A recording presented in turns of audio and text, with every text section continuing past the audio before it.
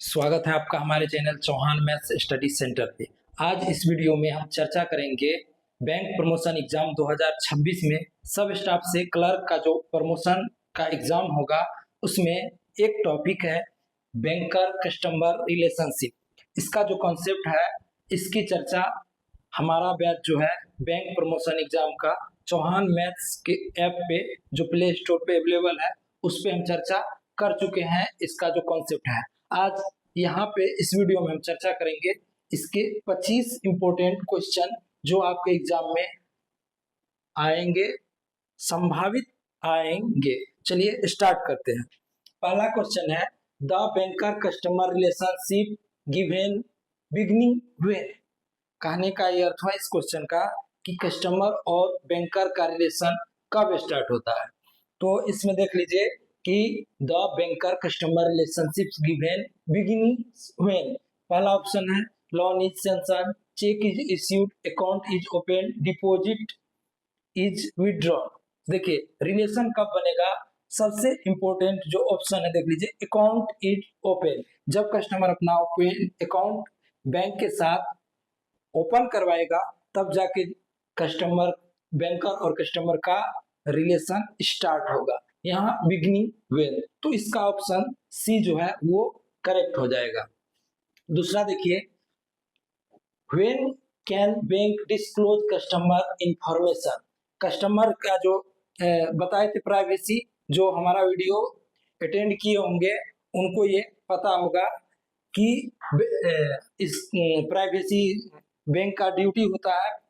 तो इसी पे एक क्वेश्चन है when can bank disclose customer information. Customer का इंफॉर्मेशन जो है डिस्क्लोज बैंक कब करता है, तो public duty, express content, court order, all of above. तो देखिए पब्लिक की ड्यूटी पे करेगा, पब्लिक पूछेगा तब जाके जिसका खाता रहेगा, एक्सप्रेस कंस्टेंट, कोर्ट का ऑर्डर आ गया, इस तीनों केस में जो है वो बैंक इंफॉर्मेशन डिस्क्लोज करेगा। तो ये ऑप्शन याद कर लीजिएगा, public duty, express content, consent, court order, court का ऑर्डर आ गया था, ऑल ऑफ दीज।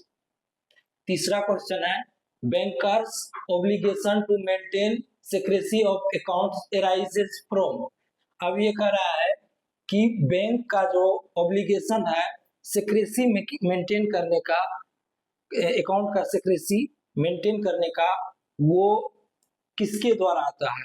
पहला ऑप्शन है आरबीआई एक्ट, दूसरा है कॉन्ट्रैक्ट एक्ट, तीसरा है कॉमन लॉ, चौथा है बैंकर्स रेगुलेशन।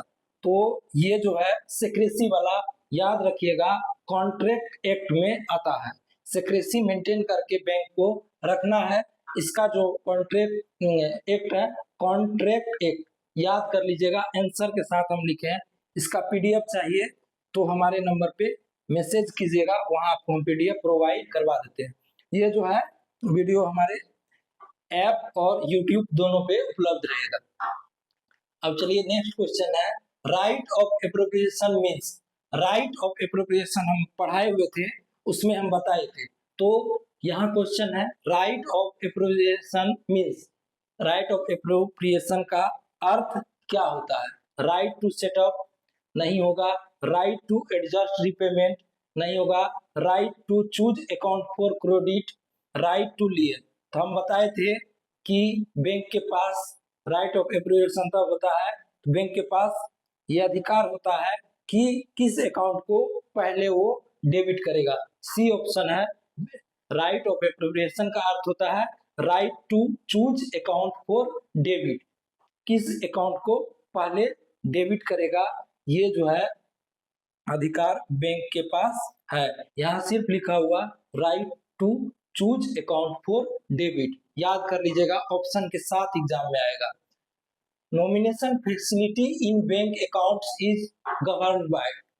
नॉमिनेशन फैसिलिटी अभी हम नहीं बताए हैं, आगे आने वाला जो क्लास है उसमें हम नॉमिनेशन फैसिलिटी की चर्चा करेंगे। तो यहाँ देख लीजिए nomination facility in bank account is governed by, किसके द्वारा रेगुलेट किया जाता है nomination facility.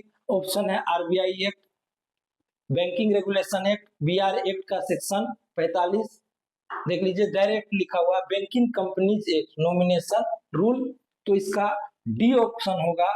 Banking companies act जो है नॉमिनेशन रूल, यहाँ से नॉमिनेशन फैसिलिटी जो बैंक में है वो गवर्न किया जाता है, बैंकिंग कंपनीज रूल्स, याद रख लीजिएगा। अब नेक्स्ट क्वेश्चन है which relationships exist in case of locker facility.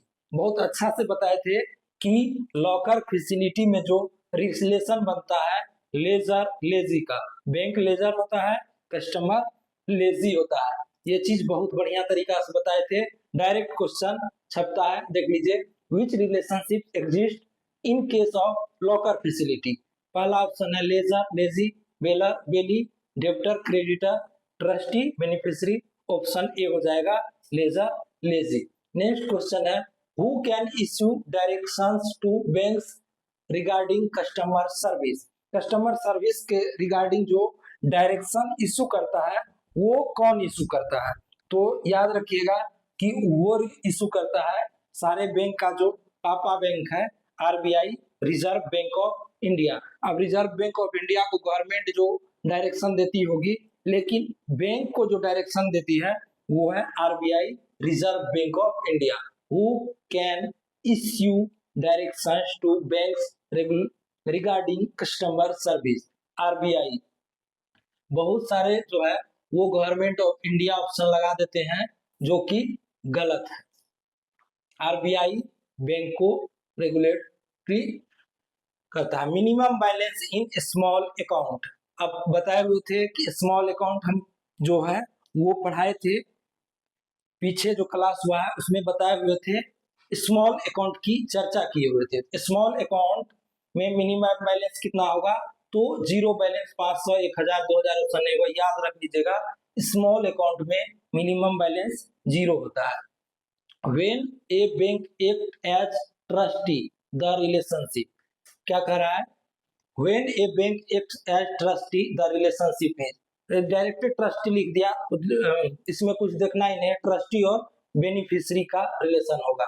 When a customer act as trustee, the relationship is, ये क्या हो जाएगा, बी ऑप्शन हो जाएगा trustee beneficiary.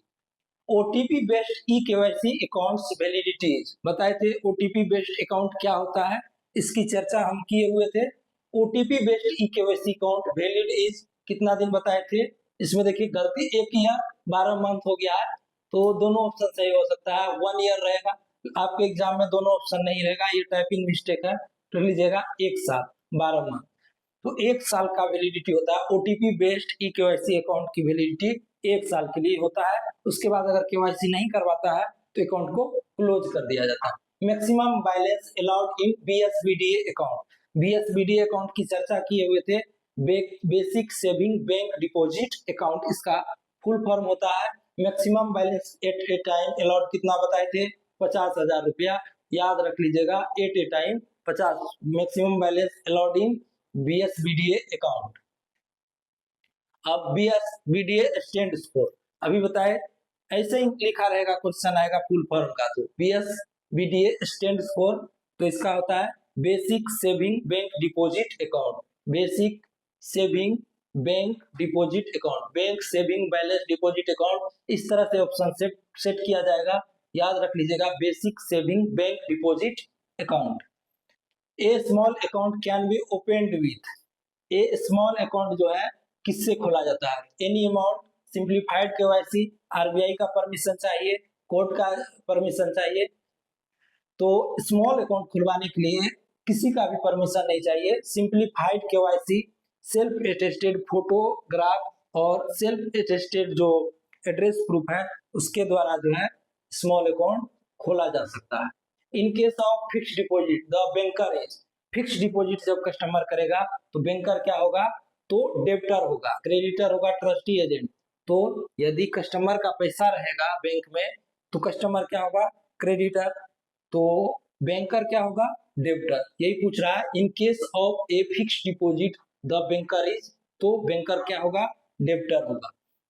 Standing instruction facility related to, standing instruction बताए हुए थे कि एसआई लगता है कब, जब अकाउंट से ऑटो डेबिट करवाना होता है। तो automatic payment by bank, loan sanction, account closure, cheque return. तो देखिए चेक रिटर्न का इससे कोई लेना देना नहीं है, अकाउंट क्लोजर का कोई लेना देना नहीं है, लोन सेंक्शन से इसको कोई लेना देना नहीं है। इसका जो है automatic payment by bank, standing instruction का। Under a garnishee order the banker must, क्या करता है गार्निशी ऑर्डर में बैंकर क्या करता है। तो देखिए इस टाइप का जो क्वेश्चन होता है वो ऑप्शन के सहारे भी बनाया जा सकता है। देखिए stop operation of account, allow withdrawal only, close the account, transfer fund to RBI. देखिए ट्रांसफर, जब गार्निशी ऑर्डर आता है, गार्निशी ऑर्डर सबसे पहले इश्यू कौन करता है, तो गार्निशी ऑर्डर कोर्ट के द्वारा इश्यू किया जाता है। उसमें बैंक क्या करता है कि जिसके विरुद्ध में निकला है उसका उसके अकाउंट का जो है उसके अकाउंट का ऑपरेशन रोक देता है। स्टॉप ऑपरेशन ऑफ अकाउंट, उसके अकाउंट का ऑपरेशन बैंक रोक देता है, ना कि allowed withdrawal only, close the account, transfer to RBI. Garnishee order is issued by, तो बताए थे कि गार्निशी ऑर्डर कोर्ट के द्वारा इश्यू किया जाता है। हम बताए हुए थे garnishee order is issued by, तो जो क्लास लिए थे उसमें बताए थे कि गार्निशी ऑर्डर जो है वो कोर्ट के द्वारा इश्यू किया जाता है। The general lien of banker is, ये तो डायरेक्ट क्वेश्चन दे दिया है, general lien of banker is, तो इसमें direct general answer general lien option हो जाएगा। अब है next question, the right of banker to adjust customer accounts against his dues is called. बताए थे राइट ऑफ सेटअप, जब कस्टमर के खुद अकाउंट से लोन अकाउंट में पैसा को जो है ट्रांसफर कर दिया जाता है, इसको क्या बोला जाता है, right of setup. Option A correct हो जाएगा।